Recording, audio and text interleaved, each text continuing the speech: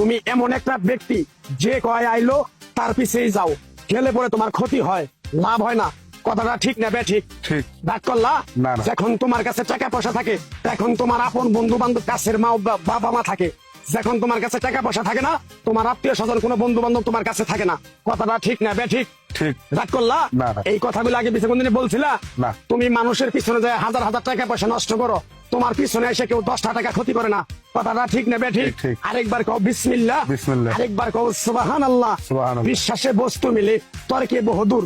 তোমার যে কথাগুলো বলছি সত্য বলছি না মিথ্যা বলছি? সত্য। তুমি এমন একটা ব্যক্তি, মানুষের দুঃখ কষ্ট দেখতে পারো না, তার পাশে যাই দাঁড়াও, তারা এসে তোমার পিছন থেকে ক্ষতি করার জন্য ঘুরে। কথাটা ঠিক না বে ঠিক? ঠিক। রাগ করলা? না। কিছুদিন আগে একটা বিপদে পড়ছিলা, অনেক বন্ধু বান্ধবের কাছে 10-20-50 হাজার টাকা হাওলা চাইছো, তারা তো ফোন করেই নাই, তোমার সাথে এখন যোগাযোগ বন্ধ করে দিছে। কথাটা ঠিক না বে ঠিক? ঠিক, ঠিক। রাগ করলা? না, না।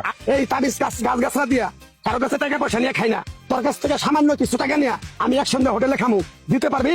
পারবো। পারবি? পারবো। হাইট লাগবো না, তোর মনটা খুবই বড়। কেউ 50 টাকা চাইলে তার 5,000 টাকা দিয়ে দেস। কথাটা কি তুই বুঝতে পারছ? জি। আরেকবার কবি বিসমিল্লাহ। বিসমিল্লাহ। বিসমিল্লাহ বলার সাথে সাথে তুই আমারে 500 টাকা দিবি, তোর এক টুকরা গাছ দিয়ে যাবো। এই গাছটা তুই নিয়ম কারণ মাইনা ব্যবহার করবি, আল্লাহ তোরে মুক্তি করবো। কথাটা কি তুই বুঝতে পারছ? জি। আরেকবার কবি বিসমিল্লাহ। বিসমিল্লাহ। তোরে